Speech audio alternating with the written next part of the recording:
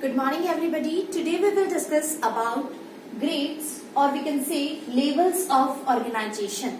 Okay, so in animal kingdom all the animals shows different type of grades of organizations. In reference to invertebrates they also shows 5 different type of grades of organizations, or we can say there are 5 different type of grades of organization. First is protoplasmic grade of organization, second one is cellular grade of organization, third is tissue grade of organization, fourth is organ grade of body organization, and the last one is organ system grade of organisation. Okay, तो animal kingdom के अंदर 5 अलग अलग प्रकार के grades of organisation पाए जाते हैं. तो वो पांचों को हम लोग वन बाय वन डिस्कस करते हैं. सबसे पहला है हमारा protoplasmic grade of organisation. First is protoplasmic grade of body organization, or we can say simply organization.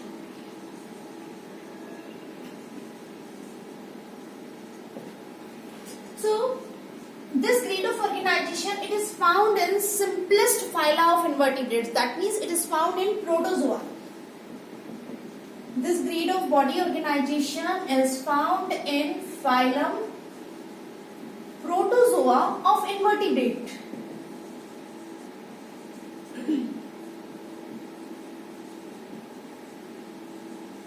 तो देखिए इससे मतलब क्या है. Protoplasmic grade of body organisation से मतलब है कि जो और किसमें पाया जाता है, ये जो इन्वर्टिब्रेट का सबसे सिंपलेस्ट फाइला है, दैट मीन्स प्रोटोजोआ जो है उसके अंदर पाया जाएगा.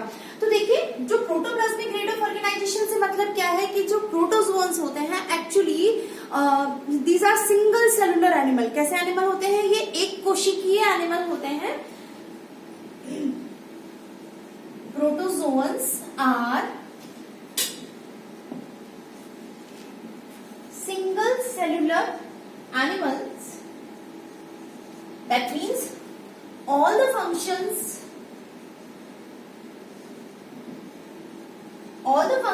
are performed by single cell.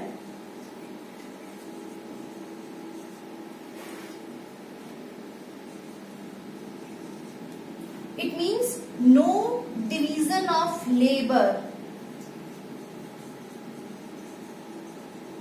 क्या मतलब है इस बात का. प्रोटोप्लाज्मिक का मतलब ग्रेड ऑफ ऑर्गेनाइजेशन से मतलब है कि ऐसे एनिमल जिनका शरीर जो है वो एक कोशिका से बना होता है. दैट मीन्स क्या एग्जांपल होगा इसका, जो इन्वर्टिब्रेट का सबसे सिंपल फाइला है यानी प्रोटोजोआ जो है उनकी बॉडी जो है वो एक कोशिकीय होती है और उस एक कोशिका के द्वारा ही सारे बॉडी के फंक्शंस जो है वो परफॉर्म किए जाते हैं. दैट मीन्स वहां पे कार्य का विभाजन नहीं पाया जाता है. कार्य का विभाजन यानी डिवीजन ऑफ लेबर जो है वो नहीं पाया जाता है. क्या मतलब है इस बात का. फॉर एग्जाम्पल अगर हम इसको कार्य के विभाजन को समझें तो हम क्या बोल सकते हैं. फॉर एग्जाम्पल हमारे खाने का पाचन करने के लिए हमारे पास एक पूरा सिस्टम है जिसे हम बोलते हैं डाइजेस्टिव सिस्टम, पाचन तंत्र जिसे आप बोलते हैं. इसी तरह से रेस्पिरेशन यानी श्वसन के लिए हमारे पास एक पूरा सिस्टम है जिसे हम श्वसन तंत्र बोलते हैं. इसी तरह से सर्कुलेशन के लिए हमारे पास पूरा एक सिस्टम है जिसे हम परिसंचरण तंत्र बोलते हैं. रिप्रोडक्शन के लिए पूरा एक सिस्टम है जिसे हम प्रजनन तंत्र बोलते हैं. दैट मीन्स अलग अलग कार्य के लिए अलग अलग तरह के ऑर्गन और अलग अलग तरह के सिस्टम पाए जाते हैं. लेकिन ऐसा ग्रेड ऑफ ऑर्गेनाइजेशन या यूं कहें कि इसके अंदर प्रोटोजोआ के अंदर जो है कार्य का विभाजन नहीं पाया जाता है. कैसे, मैं आपको इसको थोड़ा सा समझा देती हूँ. देखिए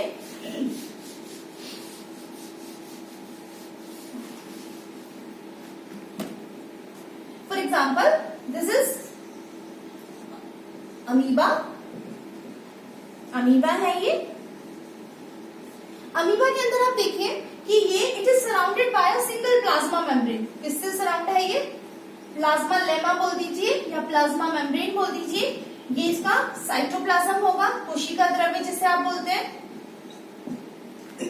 अब देखिए इस कोशिका के द्वारा अगर मैं रेस्पिरेशन की बात करूं, श्वसन की बात करूं, तो इस सिंगल कोशिका के द्वारा श्वसन का कार्य किया जाएगा. कैसे किया जाएगा, देखिए आप यहाँ पे क्या होगा, अमीबा जो होता है वो पानी में पाया जाता है.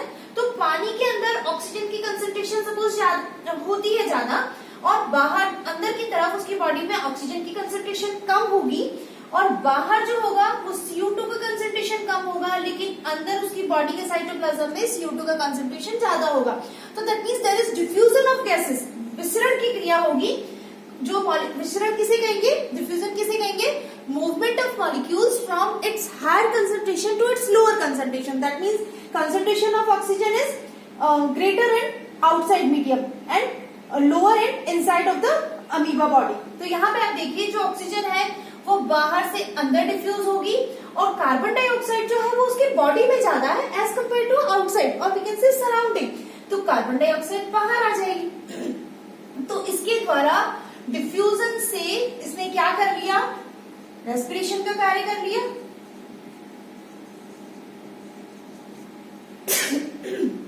सॉरी। अब इसी कोशिका के द्वारा खाने का कार्य भी किया जाएगा। कैसे किया जाता है, अगर इस अमीबा को पता चलता है कि भाई यहाँ पे कोई फूड पार्टिकल है, तो ये क्या बनाएगा, इसके चारों तरफ कूटपाथ बनाएगा, सूडोपोडिया बनाएगा। और ये कूटपाथ जो है, सूडोपोडिया जो है, वो फाइनली आगे बढ़ते जाएंगे और क्या बन जाएगा, ये फूड वैक्यूल बन जाएगा।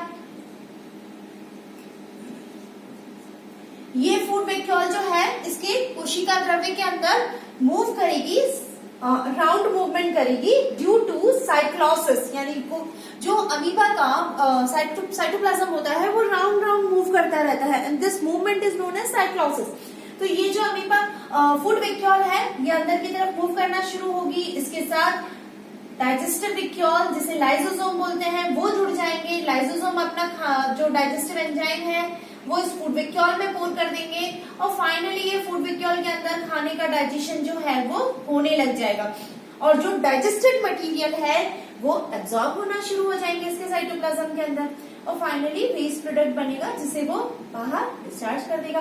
तो इस तरह से देखिए इस कोशिका के द्वारा श्वसन का कार्य भी हुआ, इस कोशिका के द्वारा पाचन का कार्य भी किया जा रहा है ना। तो सिंगल सेल के द्वारा ही सारे कार्य किए जा रहे हैं। फिर सर्कुलेशन की बात करूं तो जब ये मूव करती रहती है तो खाने का डिस्ट्रीब्यूशन भी होता रहता है, पाचित भोजन का डिस्ट्रीब्यूशन भी होता रहता है, दैट मीन सर्कुलेशन भी हो रहा है। इसी कोशिका के द्वारा अलैंगिक जनन जिसे आप बोलते हो,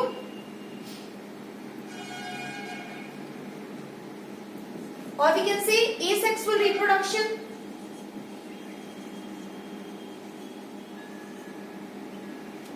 एसेक्सुअल रिप्रोडक्शन के द्वारा ये दो छोटे अमीबा में कन्वर्ट हो जाएगा।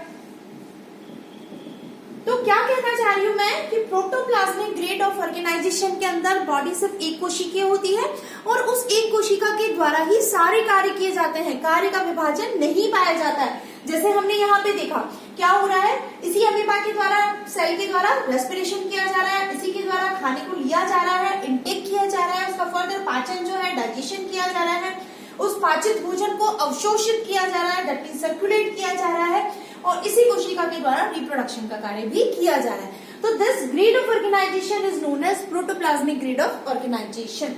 ओके, नेक्स्ट आता है आपका cellular grade of organisation.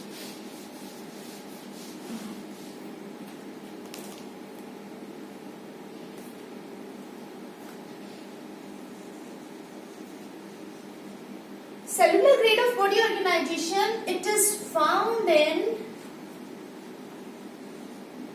phylum Porifera. Example sponges। ठीक है, जो फाइलम पॉरीफेरा है इन्वर्टिब्रेट्स का, उसके अंदर कौन सा ग्रेड ऑफ ऑर्गेनाइजेशन पाया जाएगा, cellular grade of body organisation पाया जाता है and it is characteristic of sponges. Sponges में मिलेगा, in sponges only cell exhibit division of labour.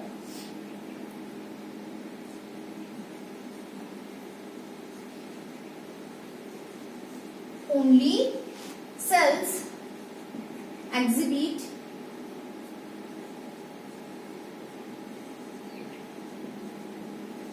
division of labor।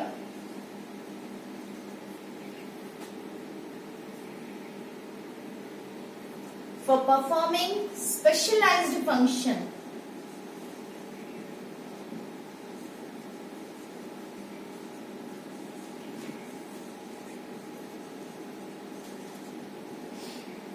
ठीक है, स्पॉन्जेस के अंदर मिलेगा। स्पॉन्जेस की बॉडी कुछ इस तरह की होती है और उनके अंदर क्या होगा, ऑस्टिया पाए जाते हैं।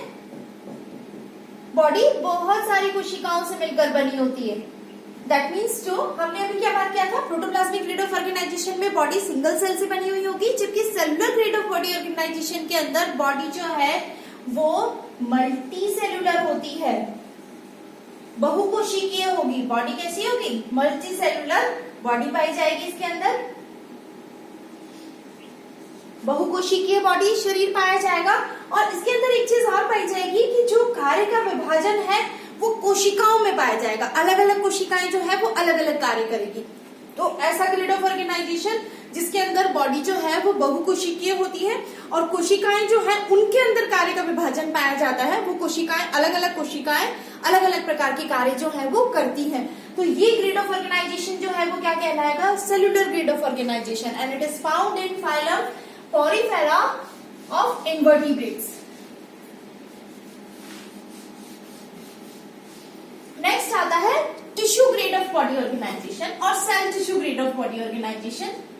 टिश्यू का मतलब क्या हुआ, उत्तक। उत्तक किसे कहेंगे आप, पहले लिख लीजिए, it is found in phylum Coelenterata.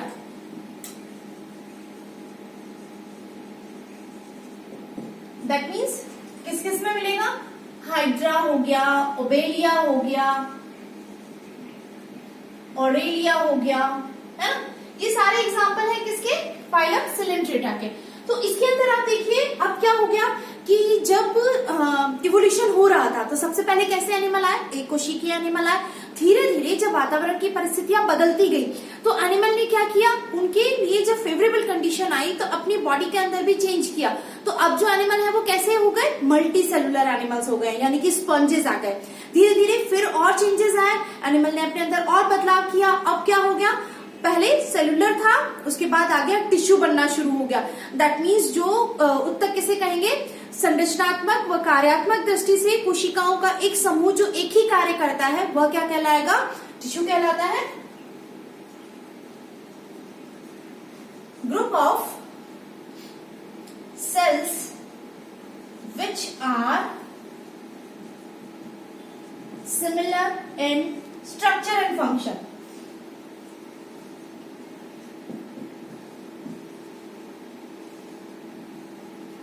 called tissue।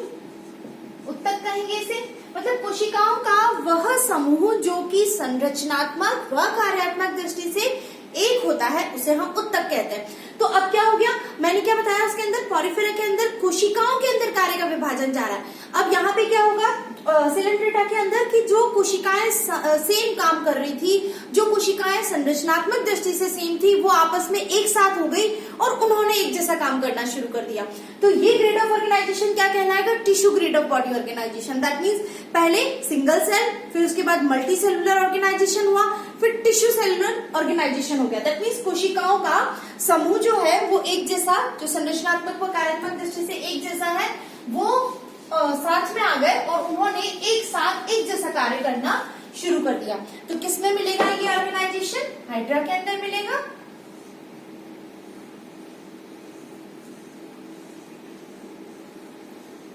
ये इस तरह से है ना। तो ये हाइड्रा हो गया जिसके अंदर tissue grade of body organisation पाया जाएगा। एंड देन फिर उसके बाद आता है tissue organ grade of organisation. Fourth grade of organisation हो जाएगा टिश्यू ऑर्गन ग्रेड ऑफ और बॉडी ऑर्गेनाइजेशन। अब देखिए, it is found in phylum Platyhelminthes.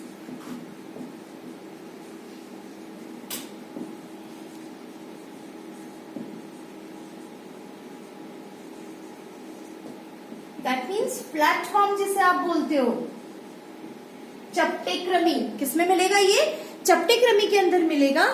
तो यहाँ पे आप देखिए क्या हो रहा है, it is found in phylum Platyhelminthes. अब देखिए सिलेंट्रेटा तक आते आते टिश्यूज का निर्माण हो चुका है। अब जो टिश्यूज, ऐसे ग्रुप ऑफ टिश्यूज जो कि सेम स्ट्रक्चरली सेम है और फंक्शनली सेम है, वो क्या बनाने लग जाएंगे, एक उत्तक का निर्माण करने लग जाएंगे। फॉर एग्जाम्पल एक ऑर्गन का निर्माण करने लगेंगे। Group of tissues which are structurally and functionally same.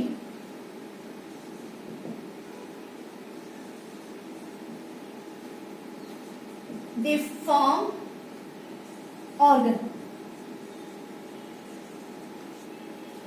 ठीक है, अब क्या बनने लगेगा, यानी जो कोशिका उत्तकों का वह समूह जो संरचनात्मक व कार्यात्मक दृष्टि से एक जैसा है, अब वो आपस में मिलकर क्या बना लेते हैं, एक ऑर्गन बना लेते हैं। तो प्लेटीहेल्मिन्थेस जो है इनवर्टिब्रेट का फाइला, उसके अंदर अब कौन सा ग्रेड ऑफ ऑर्गेनाइजेशन आ गया, tissue organ grade of body organisation पाया जाएगा इनके अंदर। क्लियर। तो अब देखिए शुरुआत में प्रोटोजोआ में कौन सा मिला, protoplasmic grade of organisation. Porifera के अंदर multicellular body, that mean cellular grade of organisation. Third हुआ सिलेंट्रेटा, जिसमें सेल्स जो सेम काम कर रही थी, संरचनात्मक दृष्टि से सेम थी, उन्होंने टिश्यू बनाना शुरू कर दिया, तो टिश्यू ग्रेड ऑफ ऑर्गेनाइजेशन। अब टिश्यूज जो है वो आपस में इकट्ठे हो गए सेम स्ट्रक्चरली और फंक्शन वाले, तो उन्होंने ऑर्गन बना लिया, तो ये ग्रेड ऑफ ऑर्गेनाइजेशन क्या कहलाएगा, ऑर्गन ग्रेड ऑफ, यानी organ grade of body organization. फिर आता है आपका organ system grade of body organization, last वाला।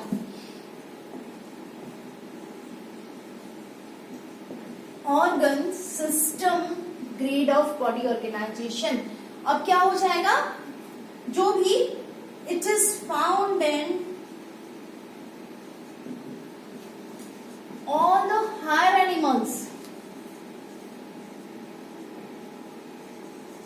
प्लेटीहेल्मिन्थेस के बाद आगे जितने भी एनिमल ग्रुप के फाइला हैं, उन सब के अंदर organ system grade of body organisation जो है वो पाया जाएगा। ऑर्गन सिस्टम ग्रेड मतलब, अब सपोज मैं बात करूं एलिमेंट्री केनाल की, है ना, अगर मैं आहार नाल की बात करती हूँ, यानी पाचन तंत्र की बात करती हूँ, तो वो किस किस से बनी हुई है, सबसे पहले हो गया आपका माउथ वाला पोर्शन, फिर उसके बाद आ जाएगा आपका फेरिंग्स, फिर उसके बाद oesophagus, stomach, small intestine,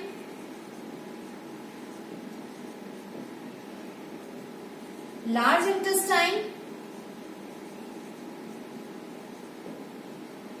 rectum and finally anus. तो आप देखिए ये जो हमारा एलिमेंट्री केनाल का सिस्टम है, दैट मीन्स हमारा डाइजेस्टिव सिस्टम जो है, सिस्टम की बात कर रही हूं, है ना मैं, तो डाइजेस्टिव सिस्टम जो है वो कई सारे ऑर्गन से मिलकर बना हुआ है। कौन कौन से ऑर्गन है, माउथ है, फेरिंग्स है, ईसोफेगस है, स्टमक है, स्मॉल इंटेस्टाइन है, लार्ज इंटेस्टाइन है, रेक्टम है, एनस। और ये सारे जो ऑर्गन्स हैं वो एक ही काम कर रहे हैं, कौन सा काम कर रहे हैं, पाचन का काम कर रहे हैं। तो इस तरह से विभिन्न ऑर्गन जो है जो कि एक ही काम करने में हेल्प कर रहे हैं, वो क्या बना लेते हैं, सिस्टम। सो प्लेटीहेल्मिन्थेस के बाद जितने भी एनिमल के ग्रुप्स हैं या फाइला है, उनके अंदर organ system grade of body organisation जो है वो पाया जाएगा। तो इस तरह से ग्रेड्स ऑफ ऑर्गेनाइजेशन यानी लेवल्स ऑफ ऑर्गेनाइजेशन जो है वो 4-5 प्रकार के हुए। पहले सिंगल सेलुलर, फिर मल्टी सेलुलर, देन उसके बाद टिश्यू का फॉर्मेशन हुआ, फोर्थ ऑर्गन्स का फॉर्मेशन हुआ, एंड देन फाइनली सिस्टम का फॉर्मेशन हो गया। तो इस तरह से 5 ग्रेड्स ऑफ ऑर्गेनाइजेशंस जो हैं वो एनिमल के अंदर मिलता है। आज के लिए इतना ही। Thank you so much.